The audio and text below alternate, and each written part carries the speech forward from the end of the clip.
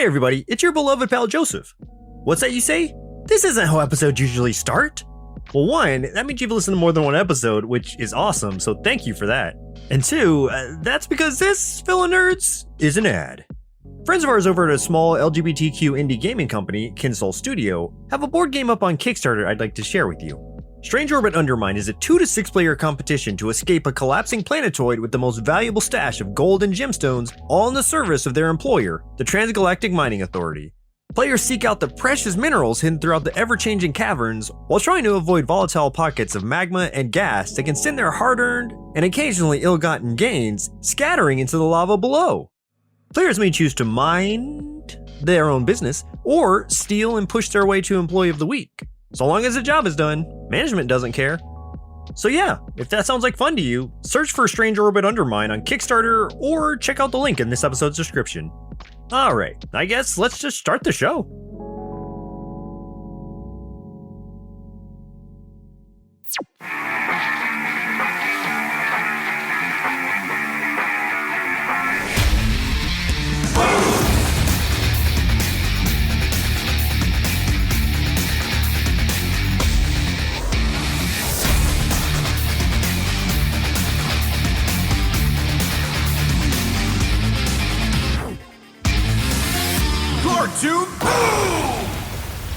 Hello everybody, welcome to Cartoon Boom! This is a show where we wake up with the Saturday morning sun, plop down to the floor with a big bowl of sugary cereal and watch our favorite cartoons, both old and new. I'm your red-capped, paranoid but loyal dachshund, Joseph. And I'm a gator ready to shake his tail. My name's Chris. And today we watched All Dogs Go to Heaven. Do they though? Even the bad dogs? Apparently. Carface got there. Well, that's very true. What about Cujo? You think he's up there? I imagine so, yeah. Cujo was a bad dog. Bad dog, Cujo. Bad. Down. But I found out the only exception is if you wind back your watch and try to escape heaven, then you're like, nope, you don't get up here anymore. You don't get to come back. But then you do anyway in the end. You do anyway, but it's extenuating circumstances. Well, yeah, by works alone. Yeah. Does that make dogs Catholic? No, I'm just... Oh, religion jokes. So who suggested this? This was suggested to us by Jason A. via YouTube. So thank you, Jason. Thank you, Jason. Yeah. So the movie All Dogs Go to Heaven aired in 1989, directed by Don Bluth, produced by Goldcrest Films and Sullivan Bluth Studios Ireland Ltd. How do you say LTD? Like Limited? Limited? Okay. Yeah. Yep. Or you could just say LTD. Yeah, and that's what I did. That's what it looks like. But yeah, it's a limited. For a short synopsis, a canine angel, Charlie, sneaks back to Earth from heaven, but ends up befriending an orphan girl who can speak to animals. In the process, Charlie learns that friendship is the most heavenly gift of all. That makes it sound so much more innocent than this movie really is. Yeah. Do not call Charlie a canine angel for a one. That is just leading you down a false narrative. They're not wrong technically. That is the much sweeter side of this movie. But rewatching it, I don't think I've seen this since I was an actual child. So rewatching, I'm like, whoa, this is like a kind of dark movie. And it goes down like some very sleazy roads as far as the general plot. And that's what I remember from it, from being a kid, is I remember it for being dark. And I remember it scaring me quite a bit as a kid and making me feel really uneasy. And I remember a lot of the death in it, and that making me super uncomfortable and just overall just really nervous. Like this movie made me very nervous as a child, for sure. Yeah, I could probably see that. Yeah, I don't remember it making me nervous as a kid, but there's not a lot that I do remember aside from some of the songs. It really just like jumped out at me and I was like, oh, that's where this is from. What if there's a collective of, I don't know, like so many millennials have anxiety, but what if collectively this movie is what gave it to us? Like we watched it too young and then all of a sudden we're just like, oh man, we could die and, and then, that's how it goes. Yeah. We got our first glimpse of hell. Yeah. But heaven also, heaven looks fun. I know, but then we know like all of the bad guys are up there too. Like everyone that picked on us, they're all there. Everyone's up there. Well, all dogs. I didn't say a thing about humans or cats, really. So that's true. Cats aren't up there. No, You know how much stuff they knock off the table and break? Yeah. None of them made it up there. They're mean just for the sake of being mean. Yeah, not a single one. I'm sorry to cat people. Well, I'm not.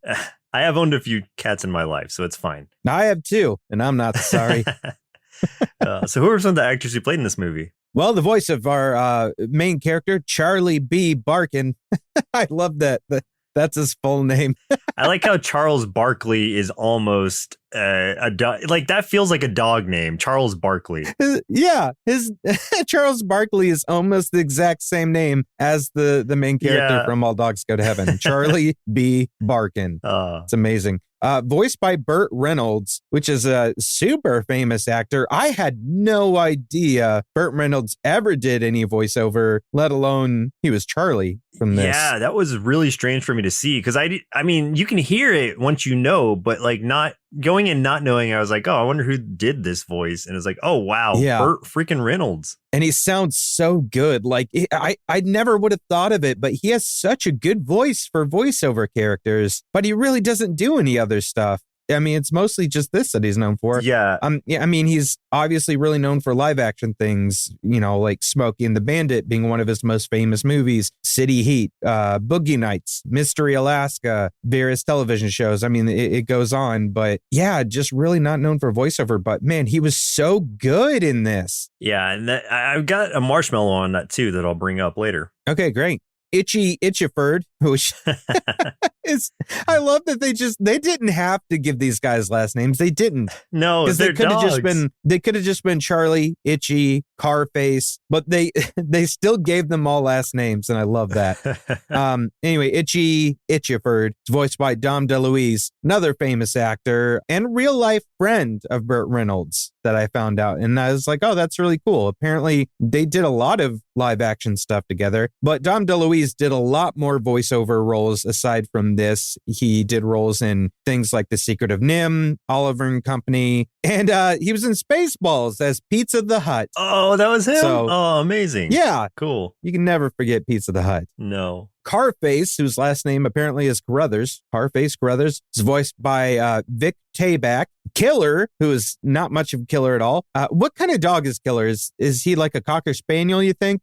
You think that's what he's supposed to be? Maybe. Yeah, it's hard to tell for some of them. Some of them are very obvious, like the Chihuahua, but others, it's like, and Charlie, a German Shepherd, and then German Shepherd, Itchy as a Dachshund, but Dachshund, Carface, some sort of Bulldog. Yeah. Killer, I think maybe some sort of Spaniel. I'm not sure. Yeah. Anyway, Killer voiced by Charles Nelson Riley. Anne Marie, a non-dog, a little girl, voiced by Judith Barcy. And Judith also voiced Ducky from The Land Before Time. Yeah. If you remember that movie. Mm-hmm. Now, okay, this might be fringing on your stuff here, but this is super sad. And maybe you already know this, but for those listening, Judith Barcy had already passed away before this movie came out. She died at the age of 10. Well, and she was killed at the age of 10. I say died. Yeah, I was trying not to go super dark, but yes, she was murdered, unfortunately, by her own father in a murder-suicide. It was horrible. But yeah, like this movie came out posthumously, and it's just, that's so sad. Yeah. I mean, I've known this since hearing her as Ducky when I was doing some like research on that, but it's like, it's so, yeah,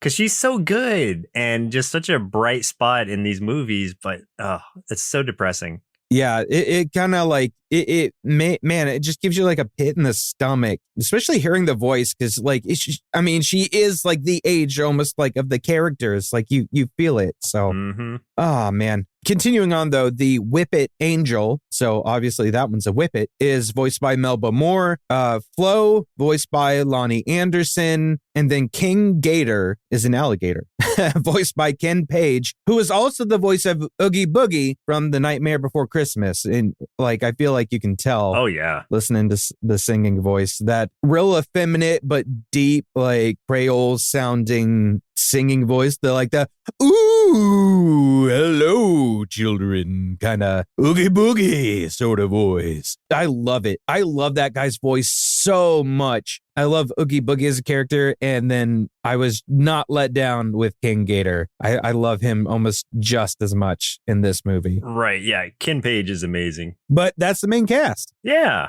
So, okay, for a few tasty marks of a big bowl of All Dogs Go to Heaven cereal, like you said, this was Judith Barcy's final film. You already talked about what her dad did, her father, and the song that she sings, Soon You'll Come Home, she broke down during the audition because of her life at home, trying to do that song. So the filmmakers had Lana Beeson do her singing for that song instead.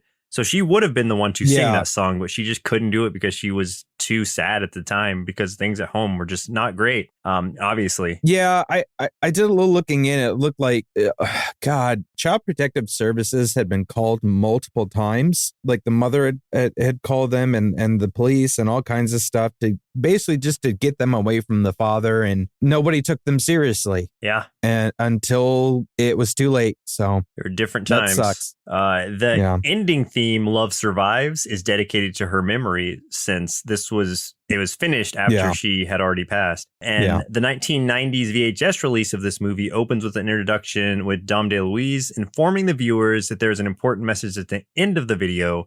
And the message was Dom talking about the Boys and Girls Club of America and how important of a role it plays in helping children survive out in this world. So, oh man, I feel like I remember that. Like, I think I remember seeing that. I'm sure I did because I watched it on VHS originally. Yeah, same. Because we rented this from Blockbuster. That's how I saw the movie. Mm-hmm. I never saw it in theaters. So yeah, I feel like that is vaguely familiar. MGM shortened a scene involving Charlie in hell to avoid a possible PG rating. Don Bluth owns a private version of the uncut film that has never been released on home media. Interesting. Yeah, so I guess there's a longer hell scene. I think I saw something online about the longer extended hell scene, but I never looked to see if it had actually been released somewhere, but I'm assuming probably not. Seems like no, since Don Bluth himself is the one who has the private version, so I don't know that he would leak anything or whatever. Hey, Don! Don, can I get a peek at that? I don't know. It's kind of scary. I don't know if I want to see it. The original concept idea of this film was called Canine Mysteries or Canine Detective, where Burt Reynolds voices a detective dog living in a junkyard trying to rescue a female dog from a nasty rich Texan and his goons. The film was going to be a spoof of Burt Reynolds' previous movies. However, the idea got scrapped and later had its concepts put into All Dogs Go to Heaven. So there's like pieces of that in this movie, but it's definitely not what it was originally. That other premise, I mean, maybe could be something, but it doesn't quite sound that interesting. Not nearly as good as it is. Burt Reynolds came up with his own dog voice for Charlie. This is what I was talking about earlier, which Don Bluth described as a put-on cartoon character voice.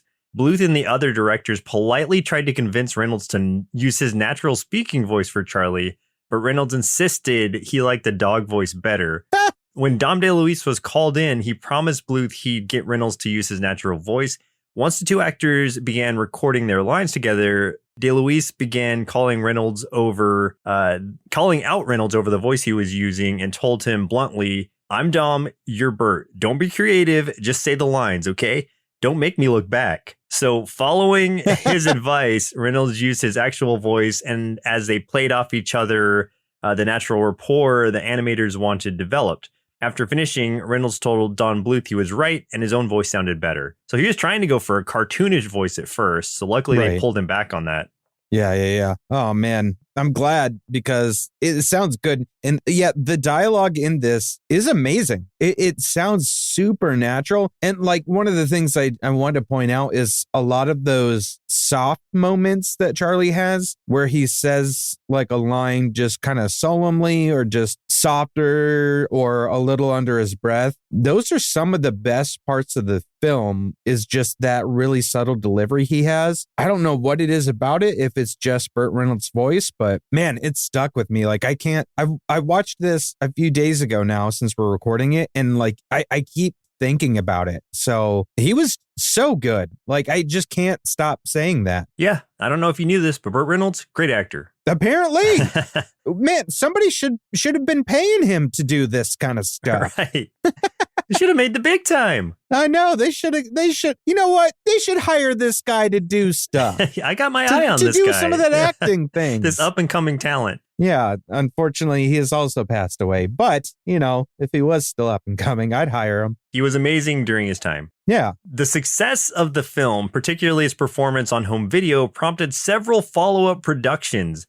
A theatrical sequel, All Dogs Go to Heaven 2 in 96, a television series, All Dogs Go to Heaven, the series from 96 to 98, and an All Dogs Christmas Carol from 98, which was a Christmas television movie based on Charles Dickens' A Christmas Carol.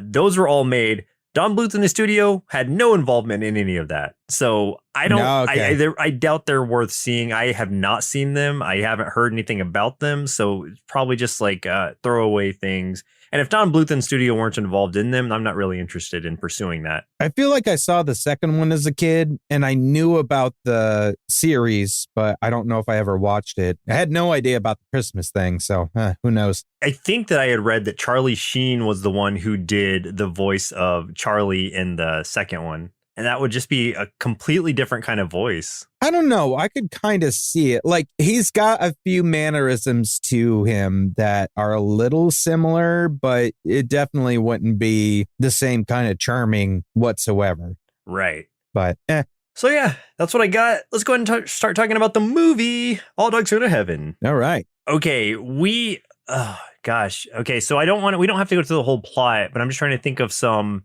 initial things that surprised me were how focused this was on gambling. Gambling, huge part of this movie. Yeah. Well, I think what's interesting is this is very much a mob movie, if you think about it. Yeah, this is like a noir film, basically, in dog form. It is. It is a movie about the mob and about two mob aficionados that have turned on each other. And one of them is not really any the wiser just yet until it's a little too late. And then he comes back for revenge. Betrayed and assassinated. Yeah. And Charlie and Itchy in the first 5 minutes of the movie break out of prison. I mean, it's the pound, but it's prison. They've been in prison for but they were framed, to be fair, but still they were in prison. They made a prison break. They go back to the nightclub that Charlie was a co-head of. What's his name? Carface has taken over. I mean, obviously Scarface. Yeah. Can you be framed for being a stray dog, though? I mean, how do you? I don't know how they framed him, but they just specifically said that he was framed or that they did whatever. I think it was actually Killer who did something or said something about it, but they were on death row. Yeah. Yeah. Which just means, they were gonna be put down. But they broke out of the thing. I just like the joke that as they were burrowing out from under, the pound, it's not like they're a prison. This isn't an anthropomorphic thing, but they're going and Itchy's trying to disconnect a pipe and he gets the wrong one and it's because he's colorblind. Oh, yeah. I just think that's funny because it's just all dogs are colorblind. So just that as a joke, I thought was pretty good. And it ends up busting the water main and flushes them all out and alerts everyone He's to their don't hit the presence red pipe or whatever he said. Something about that. I thought that was pretty good. And because none of them would know what red is anyway. Going along with his name, he itches when he's nervous. So he's just constantly scratching himself. As they escape this prison, there's gunfire, the guards. And this is there's barbed wire across it. This is a legit prison for a dog pound. This is in Louisiana it's New Orleans in the 30s. 1939 was the date. Nolans.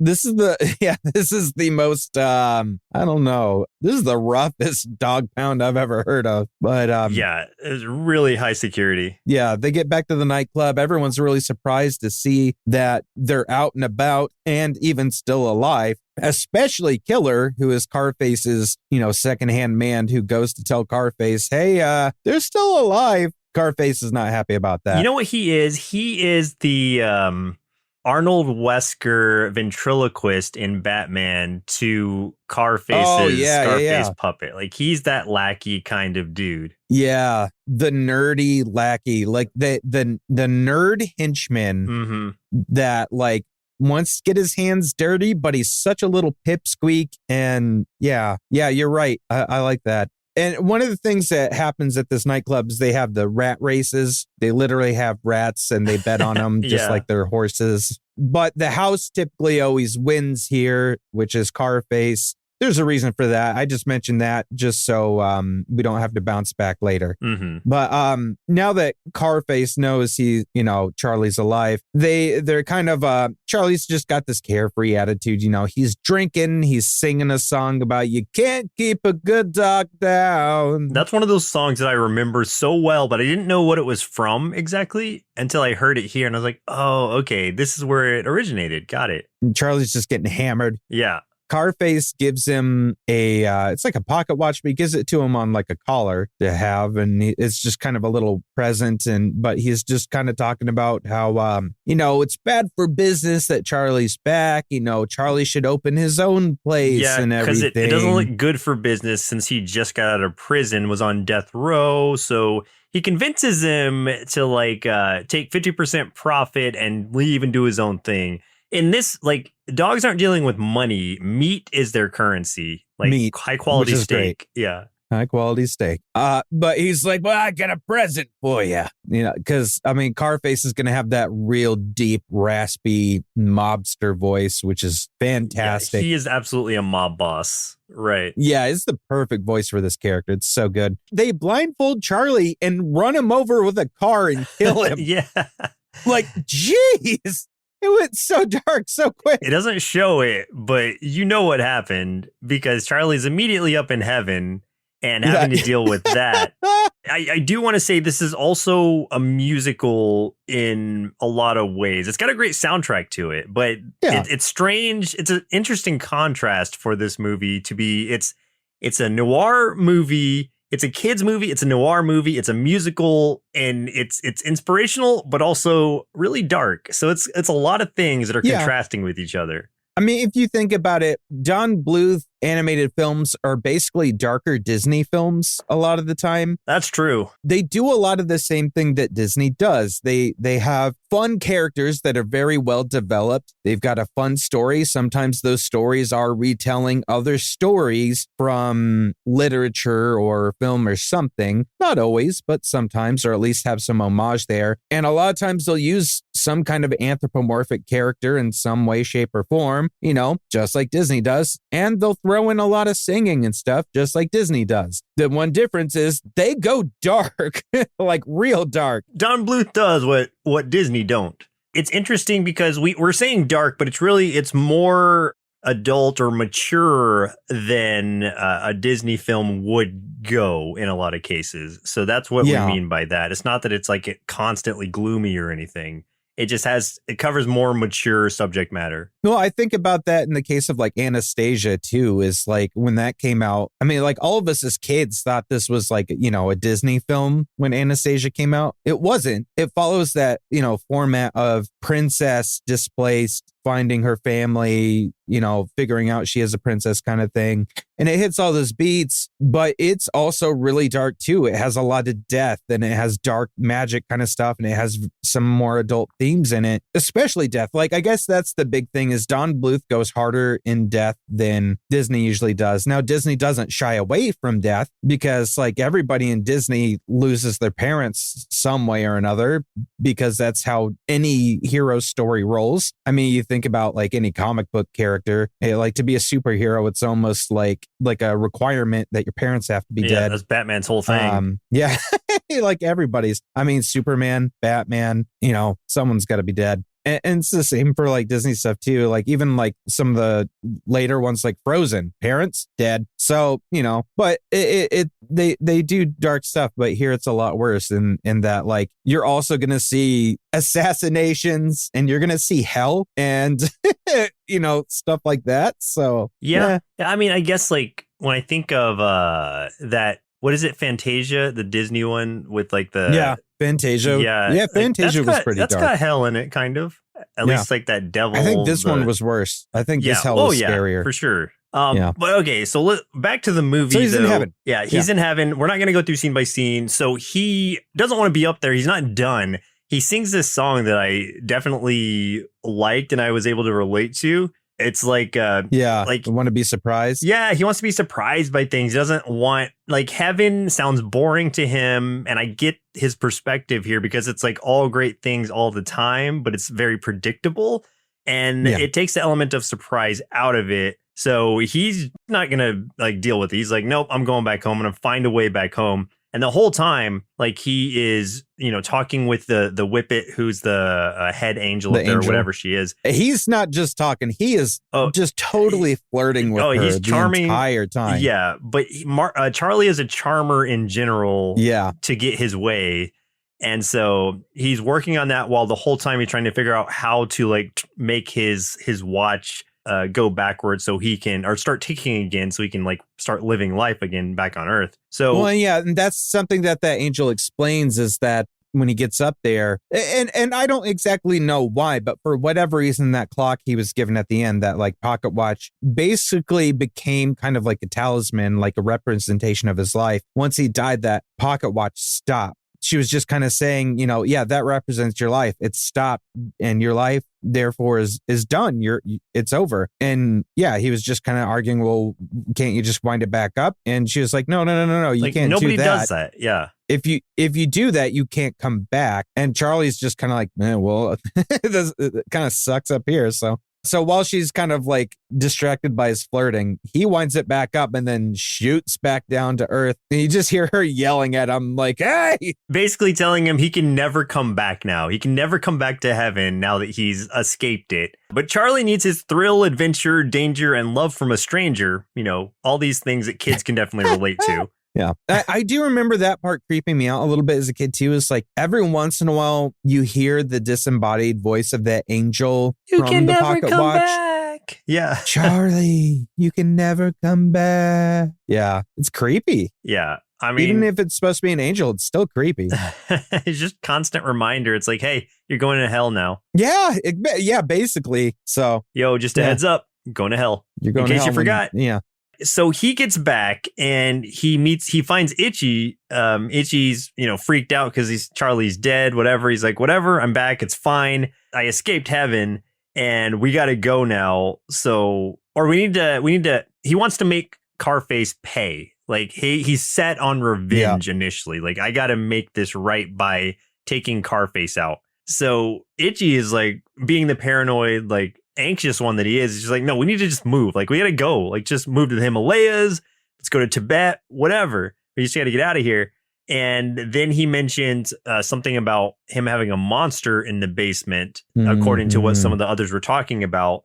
So Charlie, still wanting to try to find out how to get revenge, is like, okay, this sounds promising. Let's go down to this basement and find this monster. Yeah, and when they get down there, they find out it's just a little girl. This is Anne Marie, an actual human girl who turns out can speak with animals. She's being kept there, I guess, basically held captive. Oh, definitely held captive. But she's also being gaslighted, like, hard. Yes. Yeah. She is an orphan. And yes, Carface is totally gaslighting her so that she stays and does not try to escape or anything like that. He brings her food and stuff. It is very sad because she's just like, when can I go and see outside? And he's like, yeah. We'll get there. But first, like, tell me who's going to win this rat race. Because what's interesting is other animals can't talk to other animals. Like, language is like a species specific thing, but Anne Marie can speak with everything, basically. Yeah. She's the cipher of this world. She's the Rosetta Stone. And so I thought that was really interesting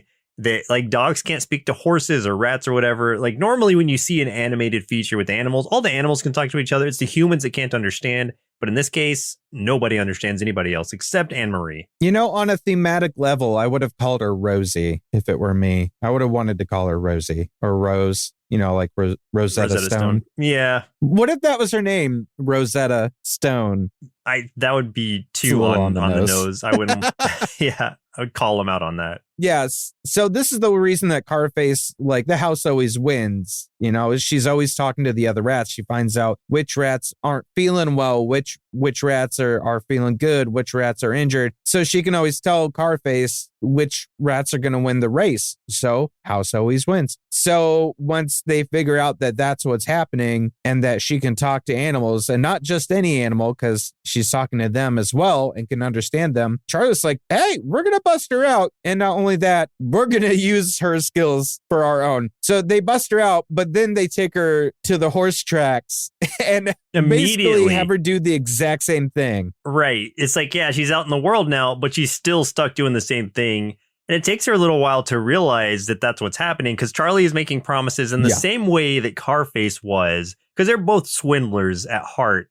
So he's telling her like, oh, we'll find you a new family. We'll find you like a foster family to adopt you. We'll find you a new dress so you look your best. But it's like, first, we got to do this gambling stuff so we can get the money to do all these things. Yeah. So he's making sense, but he's taking it way too far for too long. And he also kind of talks about how, like, he's reading her a story at one point. He's not really reading it. The book's upside down, so he's just making stuff up. Yeah. But he's basically relating her the story of Robin Hood, how Robin Hood steals from the rich to give to the poor. And he's basically equating that to him and Itchy, about how him and Itchy are basically like Robin Hood. They got to steal from the rich to give to everybody else, the poor, kind of like themselves.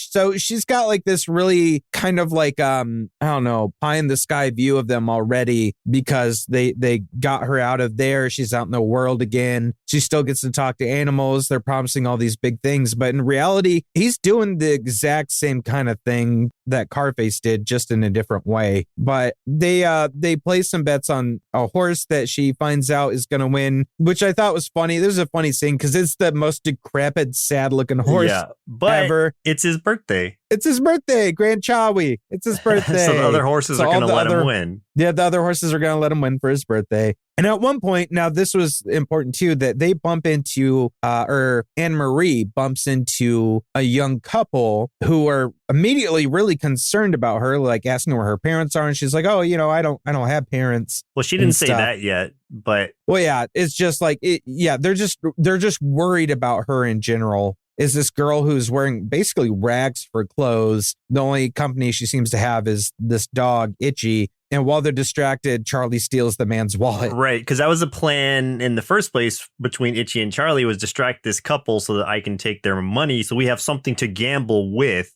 Then they do the typical like thing where they all stack up and wear a giant trench coat and a fake mustache. And in order to place their bet, and they end up winning a ton of money. So much so that Charlie opens a new casino or a new nightclub or whatever on his own, like on the other side of the junkyard or whatever. And it isn't until like a little bit longer into that Anne-Marie starts to realize that she's still being used and calls Charlie out for not keeping his promises and for using her this whole time. To the point where he eventually goes to show her like, okay, like you want to see me give back, like here, like we're going to go to this orphanage, which is like broken down church with Flo and all these like little lost puppies, these like orphaned puppies.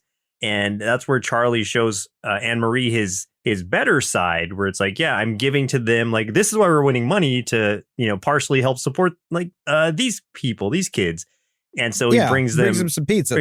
And they're longtime friends, he and Flo, because the kids all call him Uncle Charlie and stuff. And so it's like, it's a nice scene. Let me tell you, I'm pretty sure they're more than longtime friends. Well, that's what I was thinking at first. But I was like, are these Charlie's puppies? Because I was thinking that, but then I was like, well, they don't look like him, so it's not. The way Flo's looking at him, though, they are definitely more than longtime friends. Sure. Goodness. Yeah. He melts when Flo talks to him, too. So. Well, Flo's great. Yeah, I get it. A couple of those puppies could be his. Maybe. It's possible.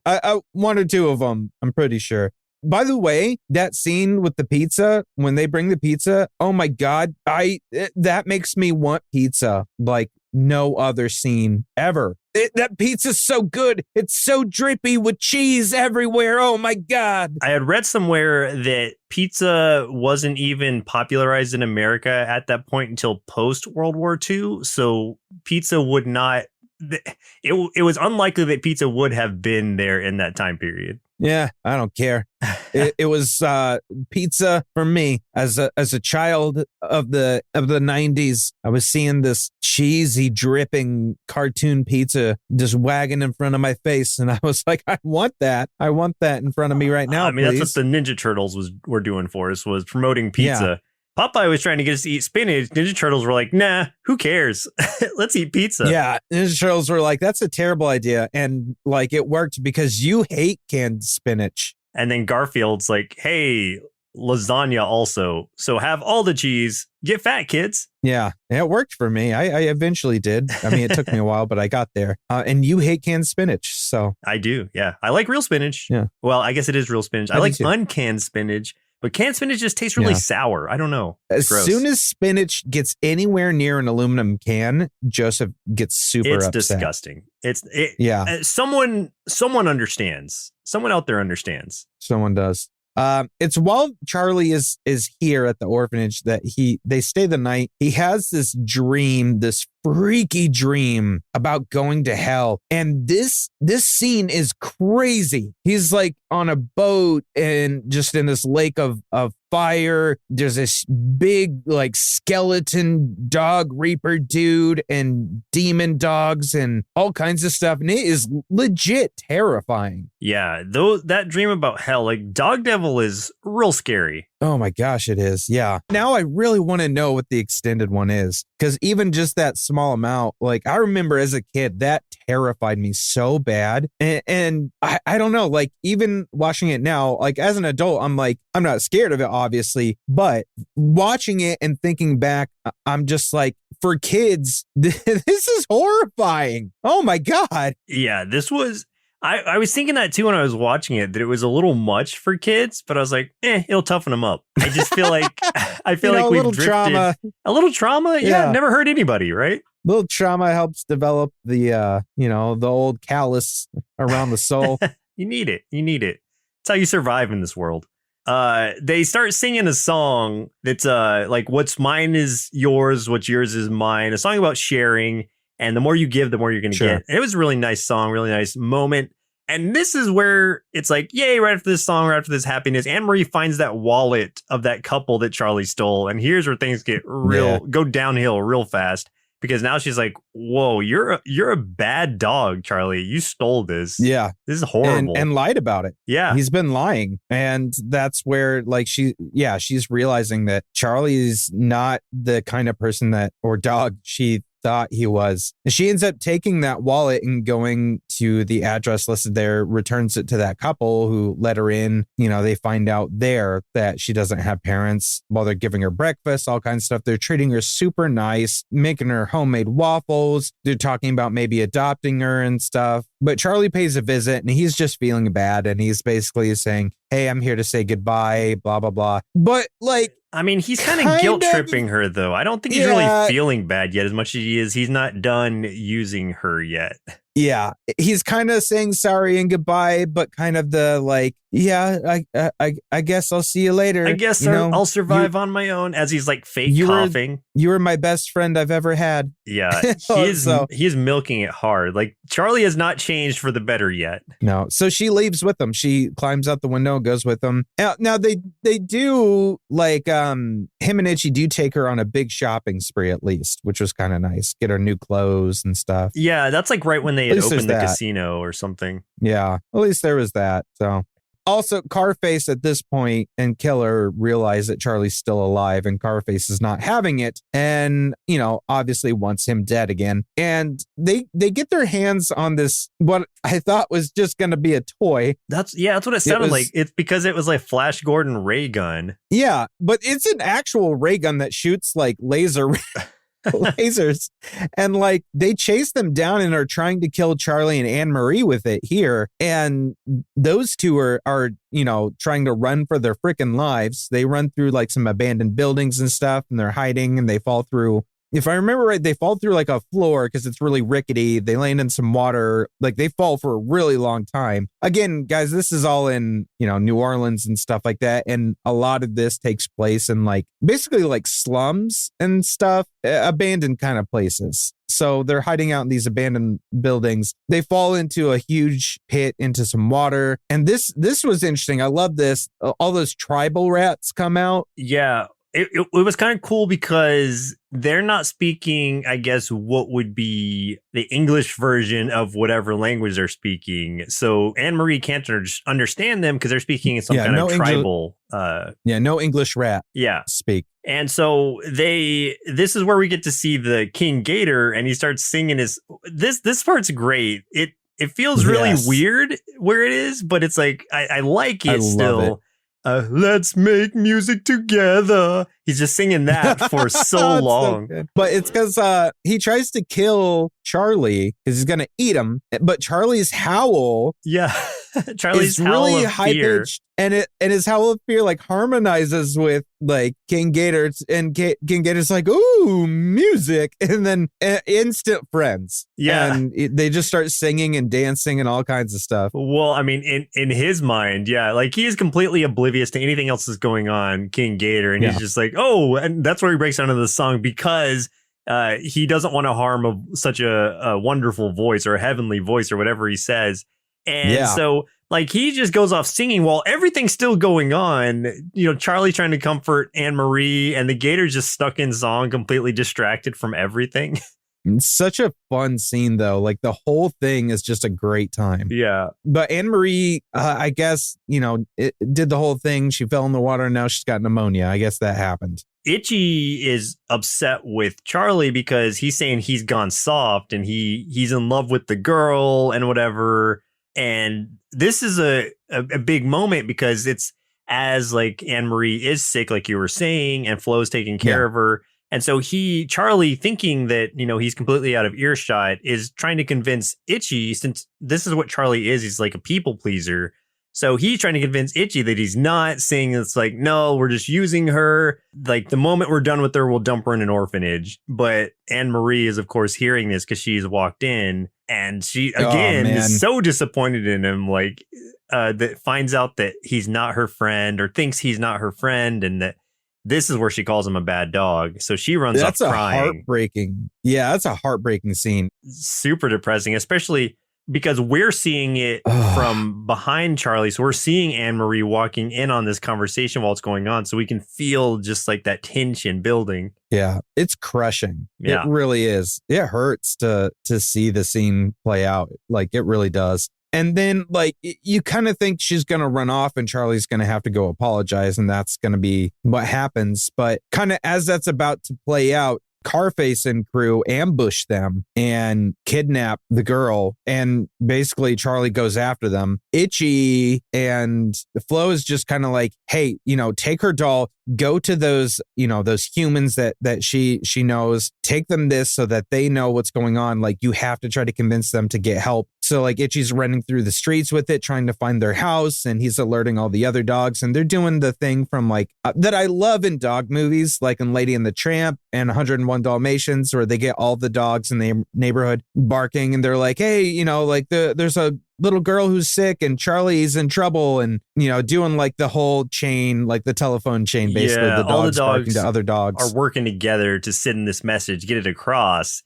And they eventually guide Itchy to Harold and Kate, the couple that we were talking about.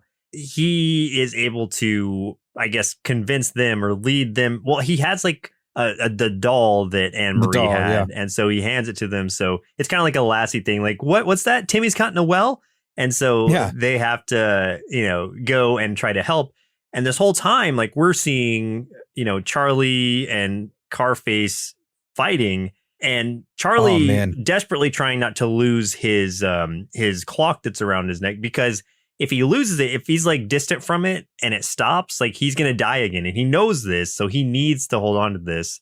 And that comes into play in a very important moment in a minute. He gets caught basically, and he gets overwhelmed with Carface's goons. It's a great fight, though. like really well animated. He fights off so many, but he gets caught. They tie him to an anchor and they drop him below the water. And he starts to scream like his little howl when he gets underwater, which alerts King Gator, which is great. Who comes like it's in like an old ship freighter out on the bayou somewhere, like offshore. So it's like kind of in the water at the edge of the ocean, but not totally in the ocean. And King Gator comes swimming up, busts right through the metal, chomps the ropes holding him there so that he can get out, just starts destroying the inside of the ship. So it all just starts kind of falling apart, but also like some oil tank spill. There's a spark that ignites it. So like everything's not only falling apart, but also catching on fire. And Anne-Marie's surrounded by this fire. Yeah, Anne-Marie she was knocked unconscious at this part too, wasn't she? I think she was knocked out and kind of sitting on a plank floating there with the fire burning around her. And all the chaos, Carface had fallen into the water and King Gator's coming right for him. So he's trying to swim off in the distance and King Gator's coming after him with his mouth open. That's the last that you see of Carface for a little bit.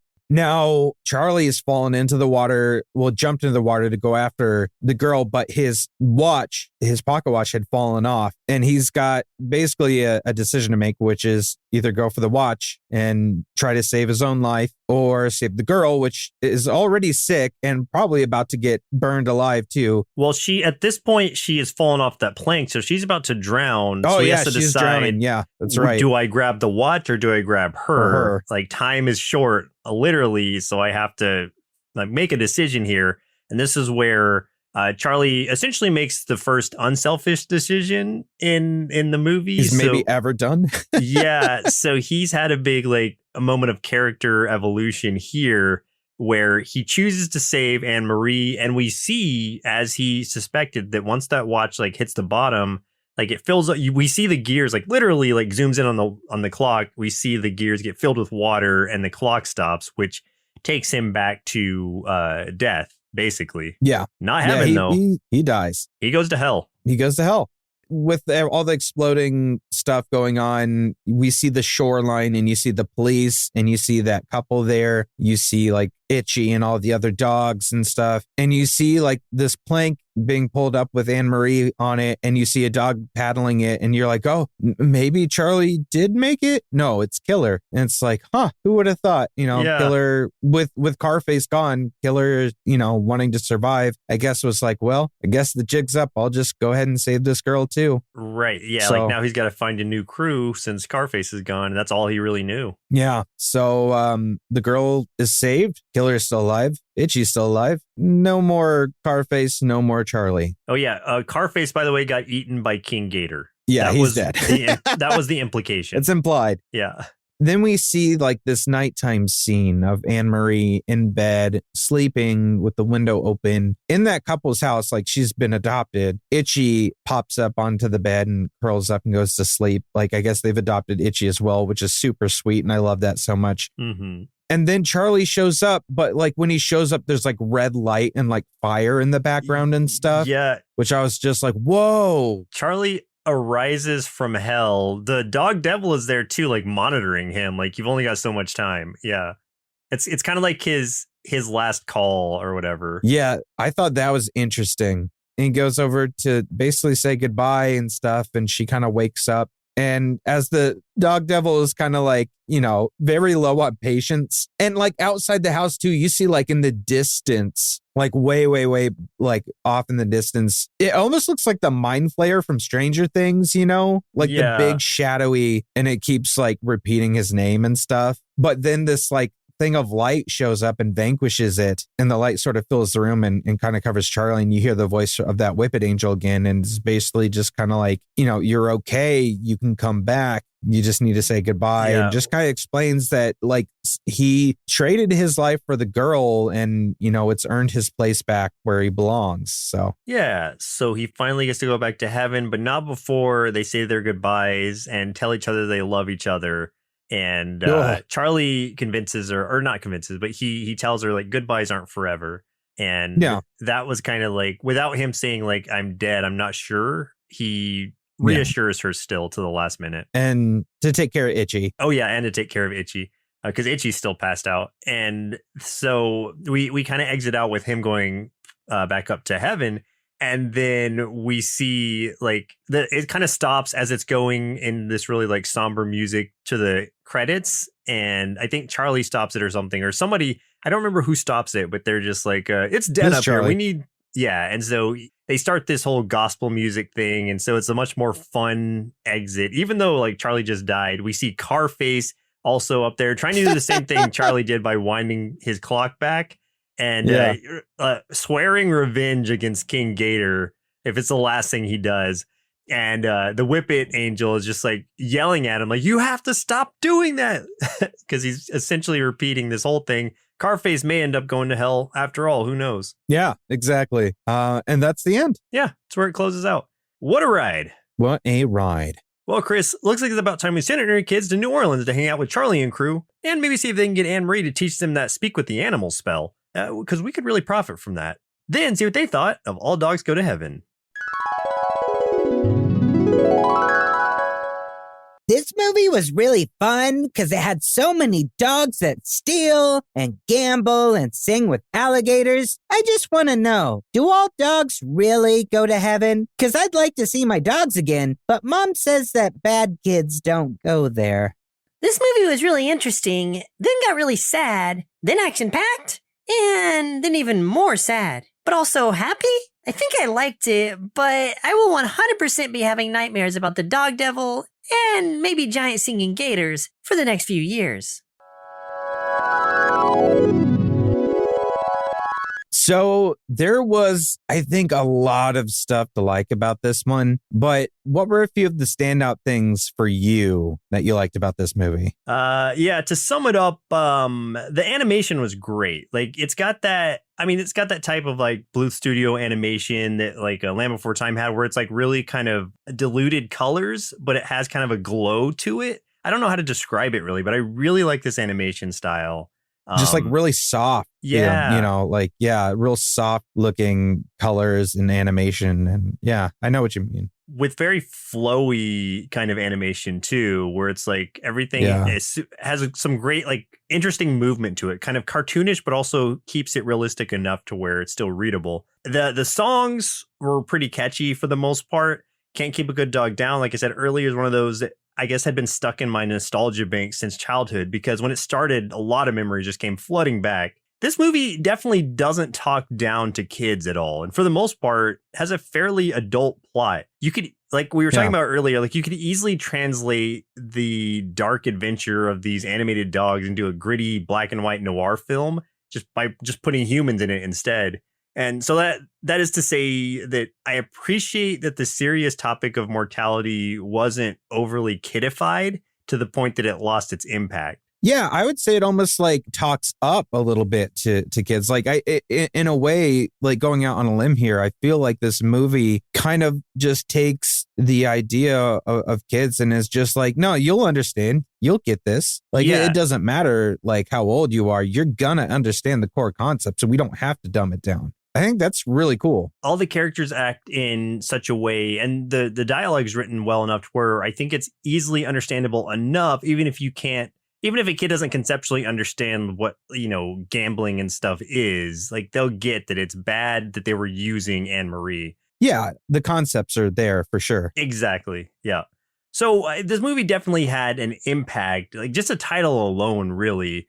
Like as a kid who grew up having pets and watching them pass on, not that gets any easier as you age, like it's reassuring in the sense that even though our pets leave the mortal plane, that we can find comfort and a sort of peace in the idea that they still exist in some place in some form. So I think it's like a formative type of movie for kids in that sense. I 100% agree with that. I really think it is. And it's definitely one that leaves an impression on you, because it's like, anyone that saw this movie as a kid, like remembers how heavy a film it was. Like, even if you don't remember everything that happens, it's like everyone I bring this up to, like we're going to watch this, they remember a feeling of heavy emotion tied to it in some way, which I think is just really interesting. And I think it just goes to show you that it's a good film because of that. And like we were kind of saying, like the animation's great. All the characters are fantastic. Even with Charlie being a total scoundrel, like you can't not love him, especially like in the end. I mean, you're so sad to see him go.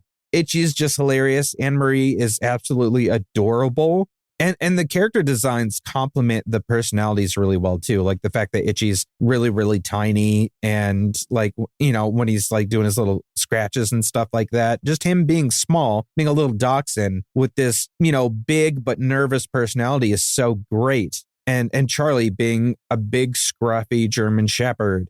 It fits so well. And oh my God, King Gator. I loved King Gator. Yeah. And you know what's funny too is like I get this sense about King Gator too. And literally it's just a swimming, singing gator, but you still get that feeling like you're seeing a character that's kind of like almost like a drag show, like androgynous, like performer or something. And it's just expressed so well just in the singing performance and how it's animated and everything.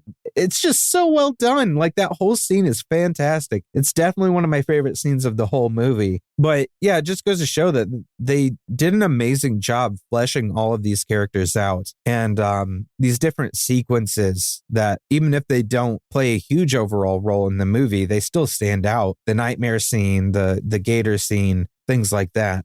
What are some of the criticisms or things you didn't like about the movie? Branching off of what you were just talking about, even though the movie did technically have a through line, some of the story felt a little scattered. And I'm not necessarily saying this as like I didn't like these scenes, but like King Gator. I like King Gator as a character because Ken Page's voice will always be a delight. But that whole section with the tribal dogs and him being thrown into this world just seemed very strange and really random based on everything else that was going on. Like it seemed like really serious for most of the movie. And then it's like, hey, there's this giant playful singing gator that just jumps in out of nowhere. Like, what? Where did you come from? And it's like, so that just felt very random to me in the sense that it didn't, I'm not saying it shouldn't be in this movie at all. I'm just saying that it was a weird add to me based on where the movie was going. Like that kind of takes it out of the world of like, oh, a believable noir to like, oh, but also giant singing gator. At the end of the day, like he was kind of just there to sing his song and make Carface's death more fun, I guess. But yeah, I don't know. That was a weird part for me. No, I know where you're coming from. I didn't really think about that perspective, but like that's very valid in that if you go back to the idea that this is a noir mob revenge story and also a story about like, you know, this basic mobster Charlie who is out for revenge, but ultimately instead shifts towards becoming kind of a savior instead of, you know, a killer or going out for his revenge. That scene, and there are a few others also, are kind of asides that really don't need to be there to progress the main story whatsoever. Like if they would have been cut, you know, they could have added some other way for Charlie to get out, you know, out from the anchor and the place to start falling apart or whatever. That wasn't King Gator. Like, so it does in a way seem like maybe some things were added to either lighten things up or just, you know, they had these other ideas of what else can we do in this world because it's in New Orleans. Let's put this gator in here because this is a fun character. So let's add a scene for him and then we can throw him back in at the end kind of thing. So I'm not quite sure why it would go in there. I mean, it was fun regardless, but yeah, I see what you mean. You're totally right. Yeah, I have no hate for the character. I just have questions. But I think you're right that it's kind of a combination of the two things that you mentioned, like the New Orleans theme, yes, but also having him there for levity's sake. Because at this point in the movie, if you're a kid, maybe it'll start to drag because you're looking for something more playful and bouncy. And this is a really sad scene. It's kind of just going kind of down a darker descent at this point. So yeah, to have him there as like an uplifting spirit, even though it's like a weird scene, it's like, yay, now the kids are engaged again. So I could see that being its primary purpose. But I also wonder, since we already discussed earlier that animals don't understand other animals, but Anne-Marie understands all animals. So it's like, is it just Anne-Marie that's hearing this gator sing? And like Charlie and the rest are just hearing like, "Arr!" Like they don't hear this gator actually singing? Like, that's my question. Maybe that's why Charlie just seems so confused during that entire scene. Yeah. Because maybe Charlie can't actually hear this gator singing at all. Right. But the gator hears the howls, and Exactly. maybe he can't hear what Charlie's saying, but he's just appreciating the sound of the howling. Right, because I don't think they communicate at all. Like, they don't talk directly to each other. It's all just sort of an implication. And yeah, you're right. He is reacting based off of his not howl. sure. So I guess it could kind of track that they don't understand each other, and we're just hearing it through Anne-Marie's understanding. Wow, I never thought of that. I'd have to watch that scene over, but there might be a plot hole there, honestly. There could be. I'd have to watch it over. But yeah, if they interact, there's a definite plot hole there. Interesting. You totally you really opened up a can of worms there that I didn't even think about. Interesting. Huh. For me, the only thing I would say is that I think the version I watched, was a remastered version, and the sound mixing and a few other things were not the best with it. I think it was a remastered version for a specific reason, which is because there was very specific scenes where I can tell the characters had been cut out of the original animation and things had been cleaned up and they had been put back in. And then there was a really weird drop shadow between them and the background that was not in the majority of the movie, but it would appear in a couple scenes. And that was something that we saw a lot on the Scooby-Doo remasters that we saw on HBO Max. And that it didn't look great when they did that. It felt really out of place. And with that too, like I can tell that I think they tried to remaster the audio. And when they did that, at sometimes it feels really inconsistent. It feels like the voices are way louder than everything else. And then sometimes some of the sound effects are way louder than the voices. I noticed it mostly at the beginning. And then there was like a few things towards like, I don't know, maybe about 40% into the film. It was like that too. But that is, like I said, this is just with the remastered version. The original, I'm assuming, does not have either of those issues. So other than that, I've got no problem with the film, aside from we might have just discovered a big plot hole. Yeah, not that it really makes a difference, but I am curious about what the real intention was there. If they even communicate. If not, completely believe that it's like I said, Anne-Marie's the only one who understands them. What's Don Bluth's phone number? I need to.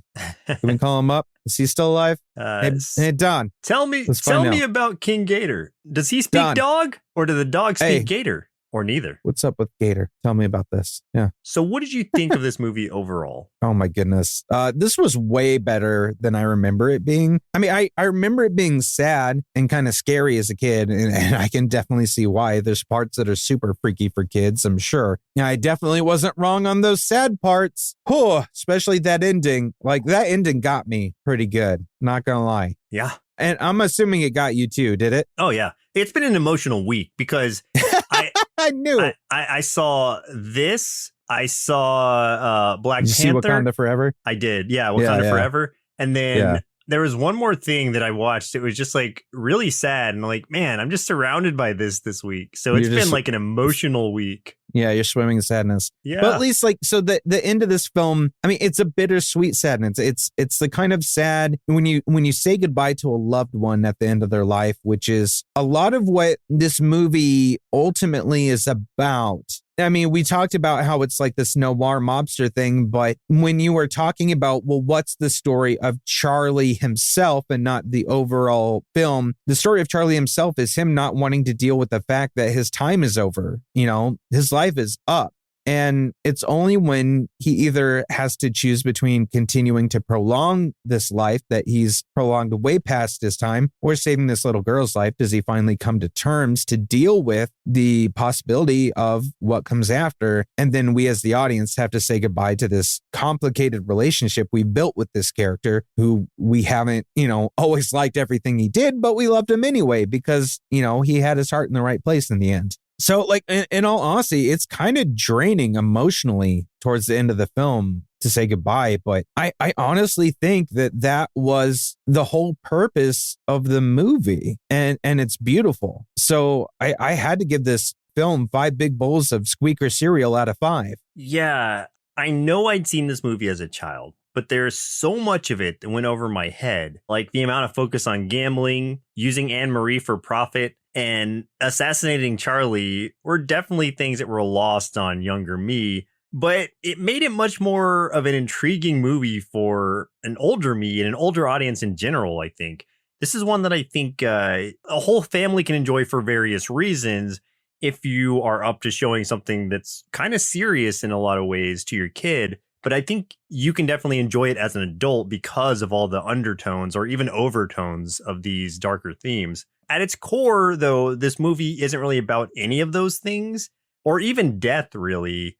To me, it's more about friendship, sacrifice, and the importance of valuing others over personal gain. So overall, I'd give All Dogs Go to Heaven 5 big bowls of rigged rat race cereal out of 5. And even if this isn't on your list of classics, I think it's an influential movie that everyone should see at least once. And since we're on the topic of saying goodbye and stuff too, we do want to just give a quick little, goodbye to Kevin Conroy, which the day that we're recording this, we learned that he passed. And man, it hit hard. Kevin is the voice of, the Batman for our generation and several generations. He is Batman, basically. I can't see or read any Batman stuff without thinking it in his voice. An amazing voice actor, an amazing human being. Mm-hmm. Gone too soon. But 66, I think. 66. Crazy. Yeah. But left a legacy for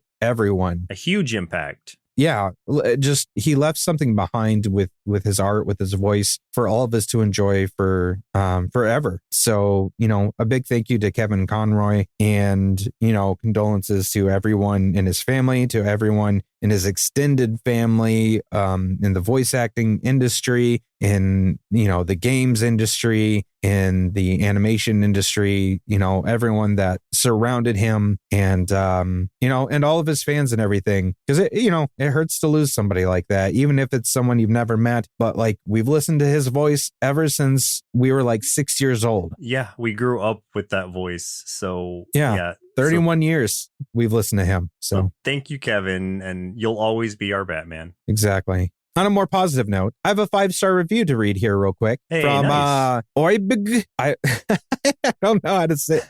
Oibig. This is how I'm going to say it. Okay. Oibig. Who says have to hi. strain while you say it. Yep. Yeah. Oibig. Hi. I love this podcast. Please never stop. Oh, P.S. no. Can you do cars? I mean, that was short and sweet. I appreciated that. I do appreciate that. Love this podcast. Never stop. Please do cars. Yeah. I'm really glad you found us. Thank you so much for your review over on Apple Podcasts. Yeah, Cars is one that I've never even seen, so I'd be curious to watch it eventually. I've seen a little bit of it just, hanging out with my friends that have children and stuff like that whenever it's like, on at their house and the kids are watching it and we're just kind of hanging out talking, amongst the adults and stuff and the kids are plopped down in front of it. I've caught like little bits here and there, but I've never actually paid attention to the film itself. So I'm interested because I have heard it's a fun movie, at least the first one. There's a billion of them now, so I don't know. Is that a Pixar or a DreamWorks? I can't even remember. I thought it was Disney Pixar. I think it's Disney Pixar. You're right, because I think we see them interacting with other Disney characters in different things. So what I know about Cars is red car and truck that's Larry the Cable Guy. That's what I know about Cars. That's as far as my knowledge goes. Red car and Larry Cable Guy. Larry the Cable Truck. Yeah. Larry Cable Man. Yeah. That's exactly. Have you ever seen, there's those TikTok videos, and I'm going to get into this so that Gen Z respects me a little more. Every once in a while, this video will come on my feed, and it's like, you're seeing like a storm. Somebody's like recording a storm outside and stuff. And like the text will be like, look for that big thing of lightning. And you're just watching the storm. And then somebody has a little Lightning McQueen card just like in their hand go by the screen. Oh boy. Things like that, I can't get behind. It's like, oh, come on. You've wasted my time. That's funny. It's funny. In a stupid way, it's funny. I don't even think Gen Z finds it funny. Back me up, Gen Z. Hey, Gen Z, side with me. Let us know in comments or on social media if you side with me or Joseph on if that's a funny TikTok video or not. Let us know. Let us know on TikTok. Is lightning wordplay funny or not? Let us know. Yeah, it is. No, disagree. Rude. So thank you, Jason A, for suggesting this to us. This was a nice movie to, I guess, to rewatch as an adult with adult eyes and seeing it much more differently than I would have as a child, or at least appreciating it much more than I could have.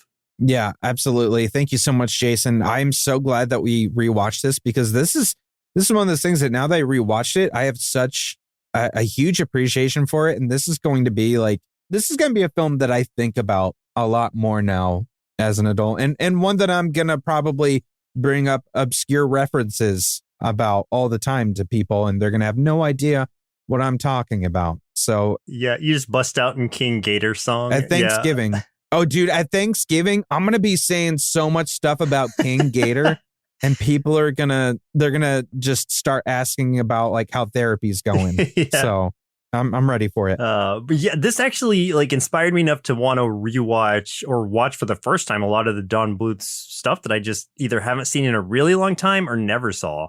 Because I'm like, I'd like to see what else is etched into these that I would have just taken as kids' movies had I not seen this more recently. Oh, there's good stuff. Anastasia, I'm telling you, is really good. I know I've never seen Anastasia. I just know of the imagery of it. Oh, well, it's on our list. So maybe wait we'll watch for that it eventually. One. It's so good. Is Rockadoodle any good? I know he did that one too, right? I think that was him. I saw it as a kid. I don't remember much about it. Yeah, same. Well, listeners, looks like our milk supply is now on dry, so it's time for us to say goodbye. And next week, we'll be watching Snorks, suggested via Instagram by Sarah Lee 008 or Sarah Lee 008. She might be a secret agent. I think we talked about her once being an agent, but I'm not sure. I know we have because I remember saying nobody does it like Sarah Lee. And I will say it again. Yeah. She stopped making her delicious treats and she became a secret agent. But it's no longer a secret. Maybe that was her cover up the whole time. Oh, dang. So she's got like little baking tools, but they're like actually like lasers and like secret explosives and stuff. Whatever Q made for her. Like explosive little muffins and stuff. Yeah. Muffin bombs. Oh my God. And when she passes them on, she has to be like really slick about it. Like, these muffins are the bomb. And so she's like telling them. You called that being slick about it? Okay, come on. The lightning thing was funnier than that. Come on. No. It's time. Sarah understands. Don't. Get us out of here. Well, once again, I'm Joseph. And I'm Chris. And we'll see you next Saturday.